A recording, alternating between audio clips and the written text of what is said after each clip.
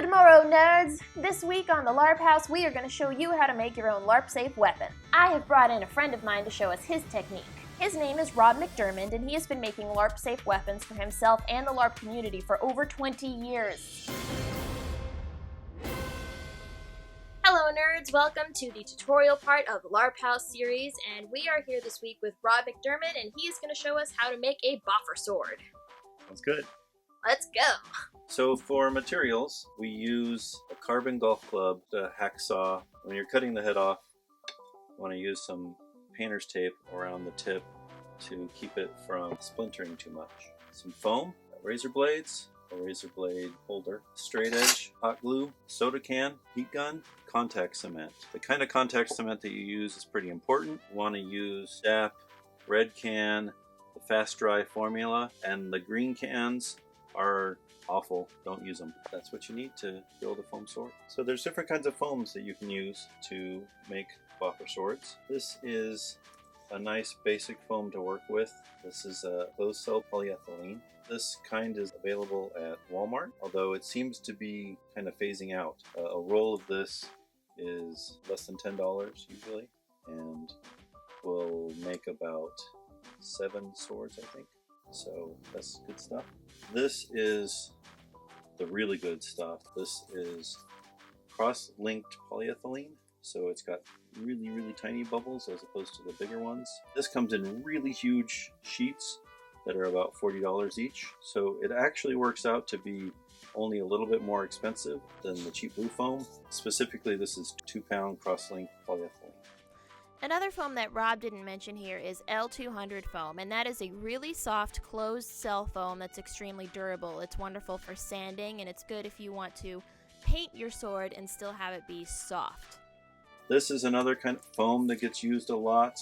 It's usually just referred to as EVA foam. This is pretty much actually the same foam as the cross-linked polyethylene with the EVA additive, but this is more like 4-pound. It varies a little bit in exactly how hard it is, how squishy it is. So I really like to use this for handle areas, but it's really hard for striking surfaces, so it's usually not good for that. It'll work for really short weapons, things up to maybe about 20 inches long, because they don't have as much leverage, so they aren't hitting as hard. But once you get to longer weapons, this will hit way too hard. And it's got this waffly finish on it, so unless I want to use that as a design element, then you want to sand it down. So I hit this with the belt sander. It looks pretty similar, but I took down about 3/4 of that texture so that it'll glue nicely and it won't make big gaps when I'm gluing it. So I'm going to use this later to make the handle of the weapon. And I'm going to use blue foam to make the blades. So I've cut it to 3/4 inch strip and a 2-inch strip, and that's what I'm going to use to make the blade part of the weapon. Okay, so the first thing we need to do after we cut the head off of the golf club is to put a flex tip on it. I like to use hot glue. It makes a really nice flexible tip. So the reason we do a flexible tip like this is so that you don't have the hard end of the core pushing into the foam when the foam is hitting it from the side. So if the foam is here and it's hitting from the side and it's bending, if it's really too hard, it keeps jamming into that spot and it breaks down the foam over time and it makes a soft spot right at the tip, which is a really dangerous place to have a soft spot. So to make that hot glue tip, it takes a couple more steps, but it's still pretty straightforward. You take a regular soda can that you cut a strip off of, cut a piece of aluminum, and give it some curve. Usually kind of bend it one way and then go back and tuck it in the other way. Tape that onto the tip of your core so that it's about 3/4 of an inch to an inch past the tip. And you want to use painter's tape, not duct tape. Painter's tape handles heat a lot better than duct tape does. One thing I like to do at this point is to take a Q-tip and put a little oil on the inside of the aluminum to act as a release agent. Or I'll try some mold release, see if that does it too. brush that around on the inside. I'm going to try to hopefully clean it out of the hole inside of the tube. You want some of the glue to get down into the hole and stay. That's what's making it work. So you want to put some hot glue.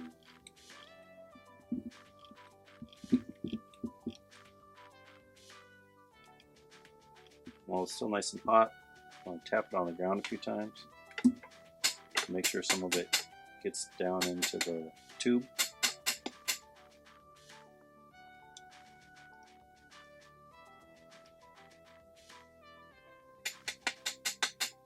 When you get to the top, make sure you give it a nice ball on the top, because it'll shrink down as it's cool. Okay, after you give it some time to cool, take the wrapper off. Ooh, all right. So now we've got a tip that will give a little bit of flex. Our end is a little hard, so I'm going to hit it with the heat gun just to round off the edges a little bit.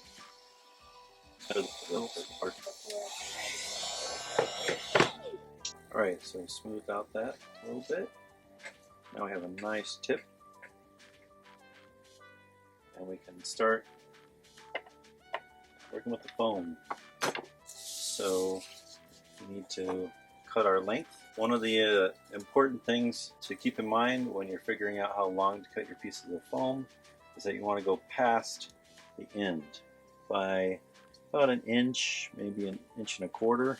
So both when you're cutting and when you're gluing, make sure to go past the tip. Because otherwise, if it bores right at the tip, then you'll be stabbing people with the tip of your weapon, and it's not that safe. So you want to bring it down to the space where you want your handle. I'm going to make a little bit of a cross piece, so I'm going to go about here. The other two pieces the same length, and I'm going to cut off a little piece of the small foam that matches up with how much extra length I left at the end, and that's going to get tucked in to the end there. Now it's time to start gluing. I'm going to glue the skinny pieces first. These will go on the sides, kind of like wings, roughly like that, and afterwards top and the bottom are going to be sandwiched on. So when you're working with contact cement, you apply the contact cement to both surfaces first, and you give it a little while to dry before you stick them together. This doesn't work like white glue where you stick it on while it's still wet. You want to let the contact cement dry on both the foam and the core, and then stick them all together. So you only really get one shot at sticking them together, so you gotta line everything up, pay a lot of attention, and nail it in one.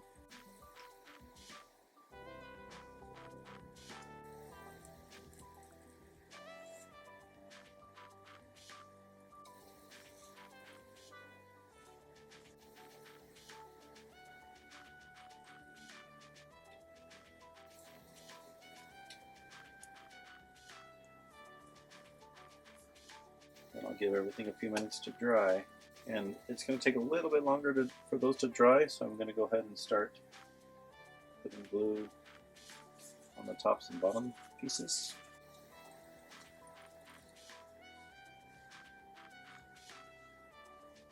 Of course, when you're working with this contact cement, make sure you're doing it in a well-ventilated area.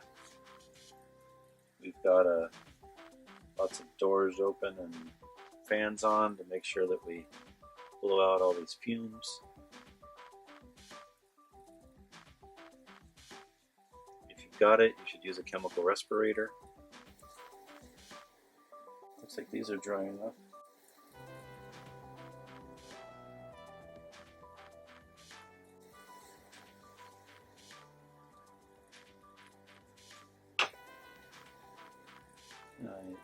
Tip on. It's okay if it sticks out the end. It's really easy to cut off later.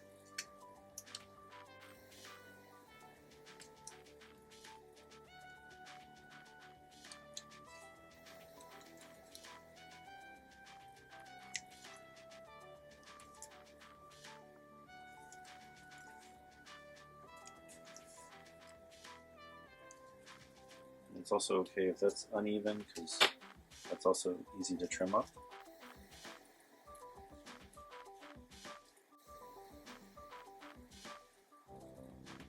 Take a little break while I let that dry. Okay, that's had some time to dry, and we're gonna stick it on this side.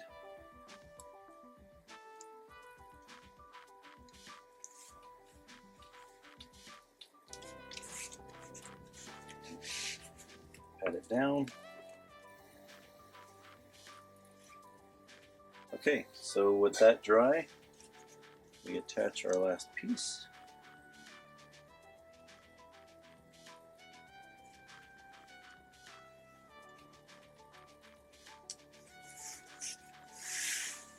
The main blade of the weapon formed, and now we got to shape it. So we take our razor blade and we're going to cut angled edges about like that. We're gonna, except I'm going to cut just a little bit into the centerpiece, but I'm going to try to not cut into there very far because that gives me a nice edge. So when you're cutting along the side, you want to pull it along at an angle. That's one of the trickiest parts to get the hang of, is how to make that angled cut.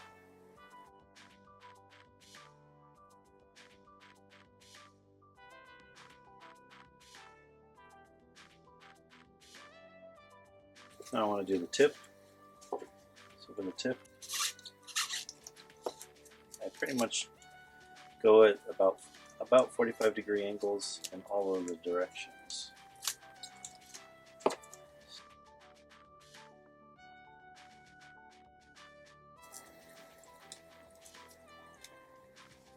Yeah, so anytime you start to feel like you're hacking away at the foam, switch your blade to a nice fresh one and it'll cut a lot smoother. Now, if you've still got the golf club handle on here, which I've already cut off of this one, you might basically be done with your foam work, or sometimes you'll want to put on an end on top of that foam, depending on what your game requires. So if you need to put an extra end on in addition to the golf club handle, then you can just use about a 1-inch strip around the end and then a little circle at the bottom, glue that on, and you should be good to go. But we're going to make a slightly fancier handle, so I'm going to show you how to do that. So you fold your paper in half to get the center line there. Use your fingernail. And then you put the paper under the sword and trace out one side of your design from the center line. There you go. It's beautiful. And then you just frickin' fold it in half and cut that crap out.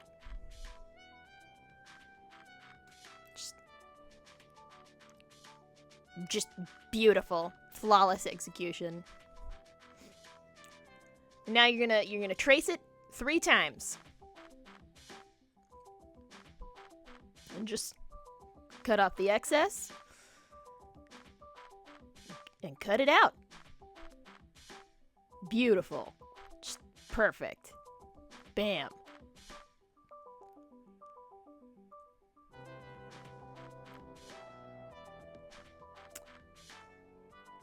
You go. Make sure to get this in the center. We got it a little bit off center, a little less than perfect, but that's fine. Maybe mark your center line on the stencil so you know where it is. And then just cut that out, because this is going to be the middle piece. Make sure it fits. Cut off the excess of the sword. Beautiful. Doing great. Put on that contact cement. Make sure you put glue on the bottom edge of the blade as well as on the top edges of the new foam so that they seal together.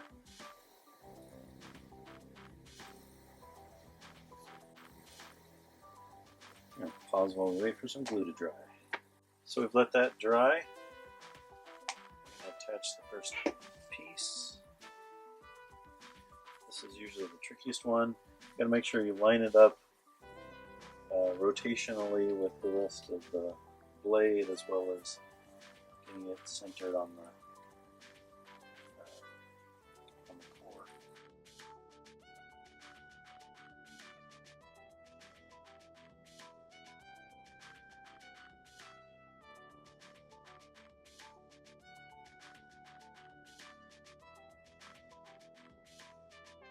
Okay, we've got that glue dry and ready to go. So once you've got it all stuck together there and perfect, just smash it together. We're gonna take an X-Acto blade and make the handle round, because holding onto a square hurts. And use your Dremel, finish it off, beautiful. And then you take a heat gun and just seal the foam with that. So once you finish the blade of your weapon, you need to cover it. There's a couple different ways to cover a weapon. So one of them is to use a cloth cover. So this is, I think, the best kind of cloth to use. It's usually sold as dance fabric. It's spandex. When you're working with this fabric, you want to use a zigzag stitch like this so that it can stretch. If you use a straight stitch, as soon as you start to pull on it, you'll pop the stitches. And you just want to make a simple tube, basically the width of your weapon. You want it just a hair smaller than that so that you allow it to stretch around it. The end of it, just kind of make a J that goes down and up the other side.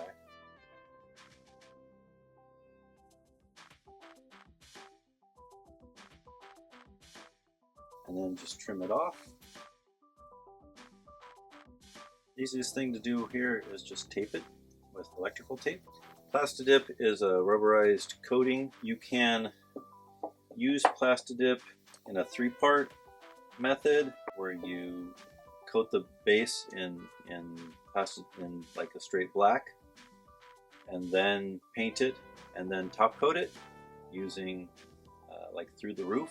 This liquid style comes in black, red, yellow, and blue. And you can also find it in clear, but it's really hard to find in stores. You usually have to get the clear online. And so what I've been doing for the last few years is I've been playing with ways to put colorants into Plastidip and mix it with its own colors to try to get different effects. So I'll use silver powder, and I'll put it into the Plastidip clear, and use that for a blade and do other effects like that. I made a dragon sword where I used red, and I took spray Plastidip in different colors, and I made flame effects on the blade, which is really cool. Plastidip is a little too thick to paint on straight out of the can. And this can's actually a little older, so it's even thicker. So it needs to be thinned out a little bit. So use this industrial maintenance coating thinner because... So we're thinning down the Plastidip with paint thinner or naphtha if you can get it, and we're just going to paint on about 5 coats of it. I probably painted on more after Rob left, but it's perfect. So now you're ready to paint, and all you do for that is you just get some acrylic paint, and then you seal the acrylic paint job with clear Plastidip or roof sealant if you can get it.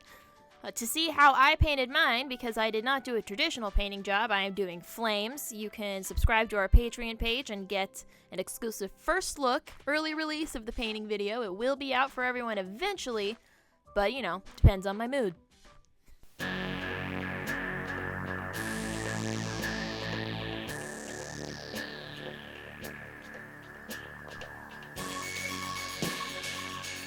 That's it for this week, nerds. You are now ready to arm yourself for battle. So go forth, my children, and raise civilization to the ground.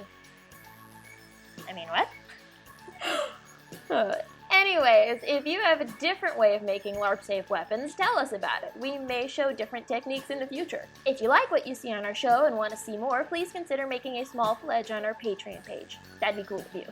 Don't forget to check out our Etsy store. We are also on Twitter, Tumblr, Facebook, and Instagram. And as always, like us, subscribe to us, fight with us.